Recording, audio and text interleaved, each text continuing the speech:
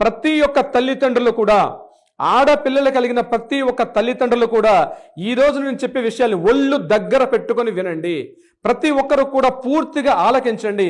మీ ఇంట్లో ఆడపిల్ల ఉన్నట్లయితే, ముఖ్యంగా టీనేజ్ వయసులో ఉన్న అమ్మాయి అయితే, ఆ అమ్మాయి మీ యొక్క అమ్మాయి హైదరాబాద్ లాంటి సిటీల్లో, నగరాల్లో ఉద్యోగాలు అని చెప్పి హాస్టల్లో ఉన్నటువంటి అమ్మాయి మీ ఇంట్లో ఉన్నట్లయితే, పెళ్లి కానటువంటి అమ్మాయి మీ ఇంట్లో ఉన్నట్లయితే, ముఖ్యంగా వాళ్ళందరూ కూడా ఉద్దేశించి నేను చెప్పబోయే మాటలు ఒక లీగల్ సైకో ఎనలిస్ట్ గా నేను చెప్తున్నానండి.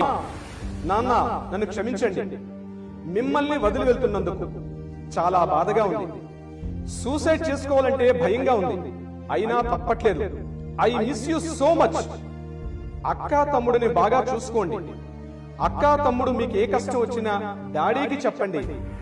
నాన్న, మీరు స్మోకింగ్ మానేయండి. నా ఫ్రెండ్స్ అందరూ నా అంత్యక్రియలకు రావాలి. మన బంధువులందరూ విభేదాలను పక్కకు